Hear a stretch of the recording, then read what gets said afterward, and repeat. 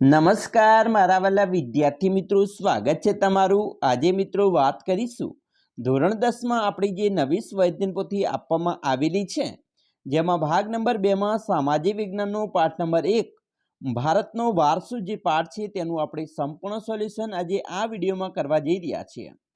ચાલો વિદ્યાર્થી મિત્રો, વિડીયોની શરૂઆત કરીએ। તેના પહેલાં તમે ખાસ ચેનલમાં નવા છો તો મિત્રો ચેનલને અવશ્ય સબસ્ક્રાઇબ કરી વિડીયોને લાઇક અને શેર કરવાનું પણ ન ભૂલતા। સૌપ્રથમ આપણે પ્રશ્ન 1માં જે અહીંયા તમને જોડકા સ્વરૂપે જે મિત્રો પ્રશ્નો આપેલા છે તેની ખાલી જગ્યા પૂર્ણ કરીશું। પહેલું છે વૌઢાનો મેળો। તો વૌઢાનો મેળો છે એ મિત્રો અમદાવાદ ધોળકા ખાતે યોજાય છે, તો આપણે એકની સામે બી લખીશું। આ જે પ્રશ્નો છે તમારી આવનારી બોર્ડની પરીક્ષામાં પણ મિત્રો ખૂબ જ ઉપયોગી નીવડશે, તો વિડીયોની શરૂઆતથી અંત સુધી જોવાનું ન ચૂકતા। બીજું છે કાર્તિકી પૂર્ણિમાનો મેળો છે એ મિત્રો સોમનાથ ગીરમાં ભરાય છે। ત્રીજું માધવપુરનો મેળો છે તે પોરબંદર માધવપુર ખાતે યોજાય છે, એફ લખીશું। ચોથું ભાદરવી પૂનમનો મેળો છે એ મિત્રો બનાસકાંઠા અંબાજી ખાતે ભરાય છે, તો 4ની સામે ઈ લખીશું। અને ભાંગુરિયાનો મેળો છે એ વિદ્યાર્થી મિત્રો છોટાઉદેપુર ક્વાંટ જે તાલુકો છે ક્વાંટ ખાતે યોજવામાં આવે છે, તો 5ની સામે ડી લખીશું। બીજું જોડકું છે જેની અંદર પહેલું છે પતંગોત્સવ। તો પતંગોત્સવ છે એ અમદાવાદ રિવરફ્રન્ટ ખાતે યોજવામાં આવે છે। રણોત્સવ છે તે કચ્છ ધોરડો ખાતે યોજવામાં આવે છે। ઉત્તરાયણ નૃત્ય મહોત્સવ છે એ મહેસાણા મોઢેરા ખાતે યોજવામાં આવે છે, ઉત્તરાયણ નૃત્ય મહોત્સવ। અને ચોથું છે તાનારીરી મહોત્સવ છે એ મહેસાણા વડનગર ખાતે યોજવામાં આવે છે। પ્રશ્ન 2ની અંદર મિત્રો ખરા વિધાનો છે। પહેલું છે નિગ્રો જાતિ મૂળ આફ્રિકાની છે, તો આ વિધાન સાચું છે। બીજું ભવનાથનો મેળો ગિરનાર જૂનાગઢ ખાતે યોજાય છે, તો આ વિધાન પણ સાચું છે।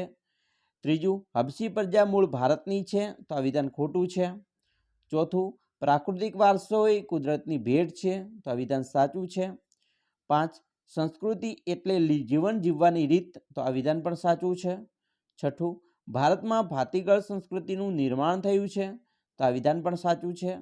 7 ભારતની પ્રજા આદિ સમયથી પર્યાવરણ પ્રેમી રહી છે, તો આ વિધાન પણ સાચું છે। હવે આપણે જોઈશું પ્રશ્ન 3 જેની અંદર વિકલ્પ સ્વરૂપે ખાલી જગ્યા રહેલી છે તેને પૂર્ણ કરવાની છે। પહેલો પ્રશ્ન છે સમગ્ર વિશ્વમાં વિસ્તારની દ્રષ્ટિએ ભારતનું સ્થાન, તો 7મું। બીજું રજબ માસની તારીખ 16 થી 22 દરમિયાન ઊંઝા ખાતે ખળિયાનો મેળો યોજાય છે, તો મીરા દાતારનો મેળો। ત્રીજું ચૈત્ર સુદ 9 થી 13 દરમિયાન માધવપુરનો મેળો પોરબંદરના ખાલિયા સ્થળે યોજાય છે, તો જવાબ આવશે માધવપુર ખાતે। 4 મધ્ય ગુજરાતમાં છોટાઉદેપુર ક્વાંટ વિસ્તારમાં ખાલિયાનો મેળો યોજાય છે, તો જવાબ આવશે ભાંગુરિયાનો મેળો। પ્રશ્ન 4માં વિકલ્પ સ્વરૂપે મિત્રો પ્રશ્નો આપેલા છે તેની વાત કરીએ। પહેલું છે લોકમાતા શબ્દ કોના માટે ઉપયોગમાં લેવાય છે, તો નદીઓ માટે, તો સી આપણે અહીંયા લખીશું બોક્સની અંદર। બીજું ભારત દેશની રાષ્ટ્ર મુદ્રામાં કુલ કેટલા પ્રાણીઓ જોવા મળે છે, તો 4। ત્રીજું ભારત દેશની રાષ્ટ્ર મુદ્રામાં કુલ કેટલા સિંહોની આકૃતિ જોવા મળે છે, તો 4 સિંહોની આકૃતિ। ચોથું ભારત દેશની રાષ્ટ્ર મુદ્રામાં દર્શાવેલ પ્રાણીઓની સાચી જોડ શોધો, તો અશ્વ અને વૃષભ। 5 નીચેના પૈકી કઈ જોડ સાચી છે, તો જવાબ આવશે સી ઉત્તરાર્ધ નૃત્ય મહોત્સવ મોઢેરા ખાતે યોજવામાં આવે છે। 6 દ્રવિડ કુળની ભાષામાં નીચેનામાંથી કઈ ભાષાનો સમાવેશ ન કરી શકાય, તો હિન્દી ભાષાનો। 7 નીચે આપેલ વિધાનોમાંથી એક વિધાન પૂર્ણતઃ સાચું નથી, તેની અલગ તારવો, જવાબ આવશે હિમાલય પર્વતીય ભૂમિ દ્રશ્ય છે એ ખોટું છે, જે ડી જવાબ આપણે અહીંયા બનશે। 8 ગુજરાતના ઐતિહાસિક મહત્વ ધરાવતા સ્થળોને ઓળખો, તો અહીંયા આવશે નવસારી મોઢેરા પાટણ અને વડનગર। 9 કાળિયા ઠાકોરનું મંદિર શામળાજી ખાતે છે, તો રણછોડરાયનું મંદિર છે ડાકોર ખાતે આવેલું છે। 10 મોંગોલોઇડ લોકો કયા વર્ણના હોવાથી તે કિરાત તરીકે ઓળખાય છે, તો તે પીળા રંગના હોવાથી। 11 ભારતીય બંધારણના અનુચ્છેદ 51 ભારતના નાગરિકની જે મૂળભૂત ફરજો દર્શાવી છે તેમાં નીચેનામાંથી એકનો સમાવેશ થતો નથી, તેને ઓળખી જવાબ લખો, તો અહીંયા જવાબ આવશે સી આપણા આ ભવ્ય વારસાને સાચવીને વિશ્વમાં પ્રતિષ્ઠિત ગૌરવભર્યું અગ્રીમ સ્થાન પ્રાપ્ત કરવાની ફરજ। 12. ફાગણ સુદ પૂનમે ડાંગમાં ભરાતો મેળો કયા નામે ઓળખાય છે? તો ડાંગ દરબાર. 13. ભાદરવા સુદ ચોથથી છઠ સુધી તરણેતરનો મેળો ક્યાં ભરાય છે? તો થાન, સુરેન્દ્રનગર જિલ્લામાં. પ્રશ્ન 5. નીચેના શબ્દોની સંકલ્પના પારિભાષિક શબ્દો સમજૂતી આપવાની છે. પહેલું છે વારસો. વારસો એટલે આપણને આપણા પૂર્વજો તરફથી મળેલી અમૂલ્ય ભેટ. બીજું, પ્રાકૃતિક વારસો. પ્રકૃતિ, પર્યાવરણ અને માનવ જીવનની વચ્ચેના અત્યંત નજીકના સંબંધોનું પરિણામ. પ્રાકૃતિક વારસા એ કુદરતની ભેટ છે. ત્રીજું, નિષાદ. આ પ્રજા અગ્નિ-એશિયામાંથી આવેલી હતી. તેઓનો રંગ શ્યામ, લાંબુ અને બહોળું માથું, ટૂંકું કદ, ચપટું નાક તેમની શારીરિક વિશેષતા હતી. ભારતમાં આવેલ આર્યો તેને નિષાદ કહેતા. 4. કિરાત. મોંગોલોઇડ લોકો પીળા વર્ણના હતા. તેઓ કિરાત તરીકે ઓળખાતા. 5. રૂચાઓ. આર્યો પ્રકૃતિ પ્રેમી હતા. તેઓ વૃક્ષો, પહાડો, સૂર્ય, વાયુ, નદીઓ, વરસાદ વગેરેની પૂજા આરાધના કરતા હતા. તેમણે આ દરેકની સ્તુતિની રૂચાઓની રચના કરી હતી. 6. સપ્તસિંધુ. પ્રાચીન સમયમાં પ્રથમ આર્ય વસ્તી વાયવ્ય ભારતમાં હતી. ત્યાં 7 મોટી નદીઓ વહેતી હોવાના કારણે તેને સપ્તસિંધુ નામ આપ્યું છે. હવે આપણે પ્રશ્ન 6. નીચેના પ્રશ્નોના ટૂંકમાં જવાબ આપવાના છે. પહેલું છે હિમાલયમાંથી નીકળતી નદીઓ બારમાસી જળ જથ્થો ધરાવે છે. કારણ આપો. તો વિદ્યાર્થી મિત્રો, હિમાલયમાં અનેક પ્રકારની ઉપયોગી વનસ્પતિ, ખનિજો, અવનવા પશુ પંખી અને શિખરો બરફથી છવાયેલા રહે છે. તેનાથી નદીઓ 12 માસ પાણીથી સમૃદ્ધ રહે છે. 2. આર્ય પ્રજા અન્ય કયા નામે ઓળખાય છે? તો નોર્ડિક નામે ઓળખાય છે. ત્રીજું, ભારતના પ્રાચીન ગ્રંથ વિષ્ણુ પુરાણમાં ભારત વિશે શું કહેવાયું છે? તો જવાબ, વિષ્ણુ પુરાણમાં ભારત વિશે કહેવાયું છે કે સમુદ્રની ઉત્તરે અને હિમાલયની દક્ષિણે આવેલા સ્થળનું નામ ભારત વર્ષ છે, જેના સંતાનો ભારતીય છે તેમ કહેવાયું છે. 4. આપણો ભારત દેશ કઈ કઈ કુદરતી સીમાઓ ધરાવે છે? પૂર્વ, પશ્ચિમ, દક્ષિણ 3 દિશાઓમાં સમૃદ્ધ અને ઉત્તર દિશામાં હિમાલયની ગિરિમાળા એવી કુદરતી સીમાઓ ધરાવતો આપણો દેશ છે. 5. પ્રાચીન કાળથી શુભ કાર્ય પ્રારંભ સમયે ભારતમાં લેવાતા સંકલ્પોમાં કયા શબ્દોનો ઉપયોગ થાય છે? તો જવાબ, ભારતમાં શુભ કાર્યોની શરૂઆતમાં લેવાતા સંકલ્પમાં ભારત વર્ષ, ભરતખંડ, જંબુદ્વીપ, આર્યવર્ત વગેરે શબ્દોનો ઉપયોગ થાય છે. 6.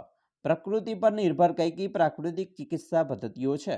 તો જવાબ, નિસર્ગોપચાર જે નેચરોપથી, આયુર્વેદિક, યુનાની વગેરે ચિકિત્સા પદ્ધતિ પર આધારિત છે. 7. નેગ્રીટો હબસી પ્રજા વિશે ટૂંકમાં માહિતી આપો.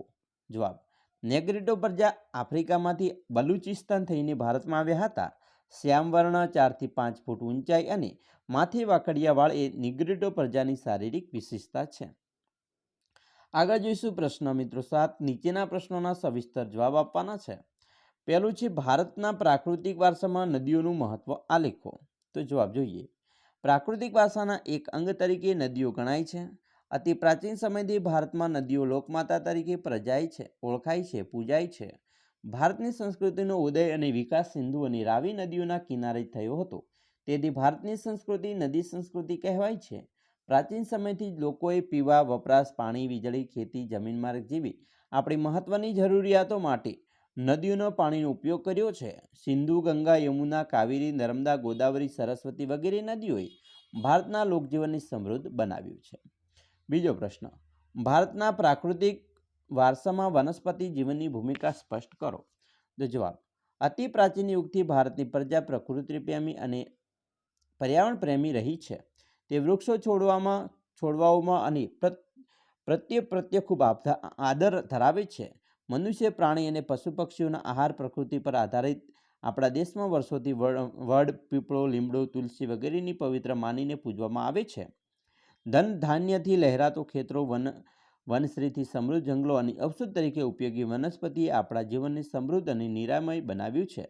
વનસ્પતિ જીવનનું ભારતની આર્થિક, સામાજિક અને ધાર્મિક જીવન પર વ્યાપક પ્રભાવ છે. તુલસીના છોડની રોજ સવારે કરવામાં આવતી પૂજા, સાવિત્રીનું વ્રત વગેરે વનસ્પતિ જીવનનું ધાર્મિક મહત્વ દર્શાવે છે. એના પછી છે દ્રવિડ લોકોનું સંસ્કૃતિનું મૂલ્યાંકન કરો. તો વિદ્યાર્થી મિત્રો, દ્રવિડો પાષાણ યુગની સંસ્કૃતિના સીધા વારસદાર અને મોહેંજો-દડોની સંસ્કૃતિના સર્જકો મનાય છે. તેમણે દેવીને માતારૂપ અને પરમાત્માને પિતારૂપ માન્યા હતા. જેમાં પાર્વતી અને શિવની પૂજાનો ખ્યાલ વિકસાવ્યો હતો. આપણી સંસ્કૃતિમાં રહેલી પ્રકૃતિ પૂજા અને પ્રાણીઓની પૂજા દ્રવિડોની ભેટ છે. ધૂપ દીપ અને આરતી વડે દેવદેવીઓની પૂજા કરવાની પ્રથા દ્રવિડોના વારસો મનાય છે. દ્રવિડો માતૃપ્રધાન કુટુંબ પ્રથા ધરાવતા હતા. તેઓ અવકાશી ગ્રહો, હોડી તરાપા, કાંતવું, વણવું, રંગવું વગેરેનું જ્ઞાન પણ ધરાવતા હતા. ઉત્તર ભારતનું આર્યોએ ખૂબ કાબુ મેળવતા દ્રવિડ દક્ષિણ ભારતમાં સ્થાયી થયા હતા. ચોથો પ્રશ્ન છે, ભારતમાં સાંસ્કૃતિક વારસાનું સ્વદ્રષ્ટાંત આલેખન કરો. તો એનો જવાબ પણ મિત્રો સરસ મજાનો આપણે આવી રીતે લખી શકીએ છીએ. બરાબર, કે ભારતના સાંસ્કૃતિક વારસામાં રાજમહેલો, ઇમારતો, શિલાલેખો, સ્તૂપો, ચૈત્યો, વિહારો, મંદિરો, મસ્જિદો, મકબરા, કુંભજો, કિલ્લાઓ, દરવાજાઓ, ઉત્ખનન કરેલા સ્થળો તેમજ સ્વાતંત્ર્ય સંગ્રામ સહિતના ઐતિહાસિક સ્મારકો અને સાબરમતી આશ્રમોમાં દાંડી, વર્ધા, બારડોલી, શાંતિનિકેતન, દિલ્હી જેવા સ્થળો વગેરેનો સમાવેશ થાય છે. આ ઉપરાંત ભાષા, લિપિ, અંકો, શૂન્યો, ગણિત, પંચાંગ, ખગોળ, ધાતુ, ધર્મ, સાહિત્ય, યુદ્ધશાસ્ત્ર, રાજ્યશાસ્ત્ર, પ્રાણીશાસ્ત્ર, વનસ્પતિશાસ્ત્ર, પર્યાવરણ સુરક્ષા વગેરેની મહત્વની શોધનો પણ સાંસ્કૃતિક વારસામાં સમાવેશ થાય છે. પ્રાંગ ઐતિહાસિક યુગથી ભારતની પ્રજાએ સાંસ્કૃતિક વારસાથી અનેક બાબતો વિશ્વની પ્રજાને આપી છે. દાખલા તરીકે શિલ્પો કંડારવાની કળાને લગભગ 5000 વર્ષ પ્રાચીન છે. મૌર્ય યુગમાં શિલ્પોમાં ઊંધા કમળની આકૃતિઓ પર વૃષભ કે સિંહનું શિલ્પ, ગૌતમ બુદ્ધનું પ્રજ્ઞાપારમિતાનું શિલ્પ, સારનાથની ધર્મચક્ર પર્વતવાળી ગૌતમ બુદ્ધની પ્રતિમા તેમજ ગુપ્તયુગની જૈન તીર્થંકરોની પ્રતિમાનો અને રાષ્ટ્રકૂટ રાજાઓના સમયના ઇલોરાની ગુફાઓના શિલ્પો આપણા ભવ્ય સાંસ્કૃતિક વારસાની સમૃદ્ધિના દર્શન પણ કરાવે છે. તો આ રીતે વિદ્યાર્થી મિત્રો તમારું જે સોલ્યુશન પાર્ટ નંબર 1નું જોયું. આવા જ વિડીયો જોવા માટે આપણે ચેનલને મિત્રો લાઇક, શેર અને સબસ્ક્રાઈબ કરવાનું પણ ન ભૂલતા.